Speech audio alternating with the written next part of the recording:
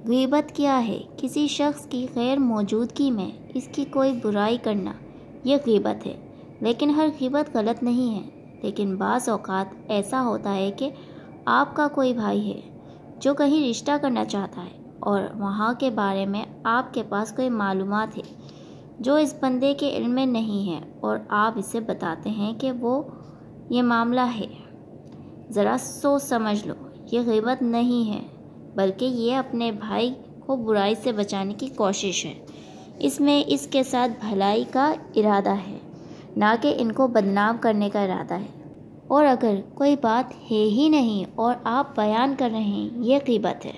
اس طرح غیبت کی ہر شکل حرام نہیں ہے۔ ایک خیال جو لوگوں کو بہت غلط ہے، وہ حدیث کے حوالے سے اس کا ازالہ کر دیتی ہوں۔ یہ حضور صلی اللہ علیہ وسلم سے سوال کیا گیا، پوچھا گیا غیبت کیا ہے؟ یہ حدیث ہے مسلم شریف میں، ابو داؤد میں۔ حضور صلی اللہ علیہ وآلہ وسلم سے پوچھا گیا غیبت کیا ہے؟ آپ نے فرمایا، تمہارا اپنے بھائی کا تذکرہ کرنا کسی ایسے اعتبار سے جو اسے ناپسند ہو۔ اگر اس کے سامنے کرو گے تو اسے ناپسند ہوگا، اس کے علم میں آئے گا کہ میرے بارے میں یہ بات کی گئی ہے تو اسے ناپسند ہوگی۔ ایسی بات کا اس کی غیر موجودگی میں بیان کرنا۔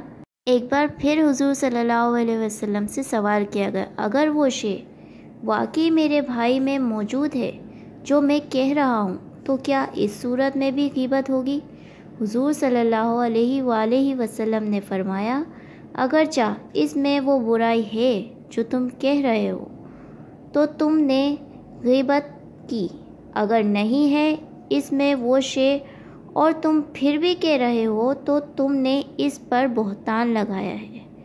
یہ دوہرا جرم ہو گیا، اس میں کوئی خرابی نہیں ہے، کوئی برائی نہیں ہے اور آپ بیان کر رہے ہو، یہ تو بہتان ہے۔ البتہ اگر کسی میں کوئی برائی ہے، خرابی ہے، کوئی نقص ہے تو یہ در حقیقت آپ کا اس کی غیر موجودگی میں بیان کرنا یہ غیبت ہے، اور یہ ہمارے معاشرے میں بہت زیادہ پھیلی ہوئی ہے۔ غیبت ایک مرض ہے جو نہ صرف ہمارے ارد گرد بسنے والے بہت سے پیاروں بلکہ پورے معاشرے کو تباہ برباد کرنے کی صلاحیت رکھتا ہے۔ غیبت ایک مرض ہے جس کی زد میں بڑے، بوڑھے، جوان، نوجوان، بچے کوئی بھی محفوظ نہیں ہے۔ یہ ایک ایسی خطرناک چیز ہے جو کسی بھی ہنستے مسکراتے رشتے کو پل بھر میں ختم کر دینے کی صلاحیت رکھتی ہے۔ پہلے ہمیں یہ جاننے کی ضرورت ہے کہ غیبت دراصل ہے کیا۔ پیٹھ پیچھے کسی کی ایسی بات کرنا جو اسے معلوم ہونے پر بری لگے، وہ غیبت کہلاتی ہے، اور ہم دیکھتے ہیں کہ عام طور پر اس گناہ میں عورتیں زیادہ ملوث ہیں۔ معذرت کے ساتھ، لیکن یہ حقیقت ہے۔ گھر میں ایک دوسرے سے کسی کی بات پر ذرا سا اختلاف ہوا اور کسی غیر کے سامنے جا کر دل کھول کے غیبت کی، اس نے مجھے ایسا کہا، یا پھر کسی دو اچھے دوستوں کی برائی کی، اس کی غیر موجودگی میں کرنا، دیکھ اس نے ایسا کیا، اور پھر نتیجے میں جو کچھ ہے وہ ظاہر ہے۔ غیبت کے باعث گھر کے گھر ٹوٹ جاتے ہیں، خون کے رشتے ایک دوسرے کی شکل دیکھنے کے روادار نہیں ہوتے، بھائی جیسے رہنے والے دوست ایک دوسرے سے نظریں چرانے لگتے ہیں۔ میری سمجھ نہیں آتا کہ جب غیبت تباہی کی سوا کچھ نہیں لاتی تو لوگ کیوں اس کے عادی بنے ہوئے ہیں۔ آپ نے کبھی غور کیا ہے کہ ہمارے نبی پاک صلی اللہ علیہ وآلہ وسلم نے اس کے متعلق کیا کچھ ارشاد فرمایا ہے؟ احادیث میں یہاں تک آتا ہے کہ غیبت کرنے والے کی دعا قبول نہیں ہوتی۔ غیبت کرنے والا زناکار سے بدتر قرار دیا گیا ہے۔ جانتے ہیں کیوں؟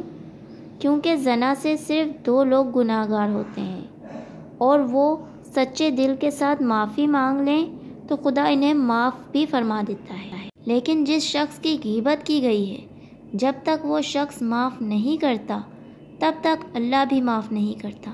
یہاں تک کہ صحیح بخاری شریف کی حدیث ہے کہ غیبت کرنے والا جنت میں داخل نہ ہوگا۔ ایسا شخص نہ صرف دنیا والوں کی نظروں میں بے اعتبار ہوتا ہے بلکہ آخرت میں بھی سخت عذاب کا سزاوار بھی بنتا ہے۔ نہ دین ہاتھ آتا ہے اور نہ دنیا، بلکہ دونوں جہاں میں غیبت کرنے والا ہو کر رہ جاتا ہے۔ کسی کی برائی کرنے سے بہتر یہ نہیں ہے کہ ہم اپنے اعمال کی فکر کریں۔ اسلام نے کتنا پیارا قانون دیا ہے کہ اگر تم غیبت روک سکتے ہو تو روک دو، اور نہ خود کرو اور نہ سنو۔ اگر روک نہیں سکتے تو کم از کم اسے برا جان کر وہاں سے ہٹ جاؤ۔ دیکھیں، آپ اصلاح چاہتے ہیں تو کسی کی دل آزاری سے بچیں۔ کسی کی غیبت کر کے کیا ملے گا؟ بلکہ غیبت کرنے سے تو ہماری نیکی دوسرے کے اعمال میں اور اس کے گناہ غیبت کرنے والے کے اعمال میں لکھے جاتے ہیں۔ پھر سوچیں کہ ہم اتنی محنت و مشقت سے عبادت کرتے ہیں اور ہمارا ثواب کسی اور کو ملے گا، اس میں کس کا خسارہ ہے؟ یقیناً آپ کا ہی خسارہ ہے۔ اور اگر اللہ تعالیٰ نے آپ کو عقل دی ہے تو آپ اپنا خسارہ نہیں کریں گے۔ تو آئیے آج عہد کریں، نہ ہی خود اس بیماری میں ملوث ہوں گے اور نہ کسی اور کو ہونے دیں گے، اور اپنے گھر، معاشرے اور ملک کو اس خباثت سے پاک کریں گے انشاءاللہ۔